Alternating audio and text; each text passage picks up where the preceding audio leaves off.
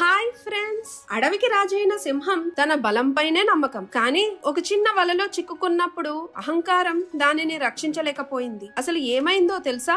ఒక అడవిలో ఒక సింహం ఉండేది. అది చాలా బలమైనది, కానీ చాలా అహంకారం, స్వార్థం గలది. అది ఎప్పుడూ ఒంటరిగా వేటాడేది. ఇతర జంతువుల సహాయం అస్సలు తీసుకోదు. వాటిని ఎప్పుడూ చిన్న చూపు చూసేది. నా బలం నాకే చాలు, నాకు ఎవరి సాయం అవసరం లేదు అని అనేది. ఒక రోజు ఆ సింహం ఒక పెద్ద వేటగాడి వలలో చిక్కుకుంది. అది ఎంత ప్రయత్నించినా బయటపడలేకపోయింది. అప్పుడు నక్క, కొన్ని పక్షులు, ఉడతలు సింహానికి సాయం చేయడానికి ముందుకు వచ్చాయి. మిత్రమా, మేమందరం కలిసి ఈ వలను కోసేస్తాం, నువ్వు బయటపడవచ్చు అని నక్క చెప్పింది. దానికి సింహం, నాకేమీ సహాయం అవసరం లేదు, మీరంతా చిన్న జంతువులు, మీరు నాకేం సాయం చేయగలరు అని సింహం అహంకారంతో వాటిని తిరస్కరించింది.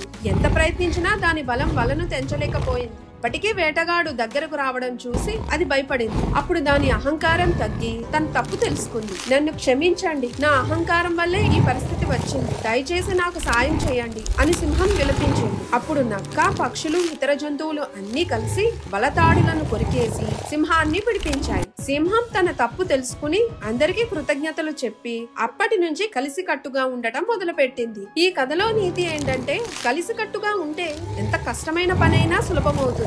స్వార్థం ఎప్పుడూ ఒంటరితనాన్ని ఇస్తుంది.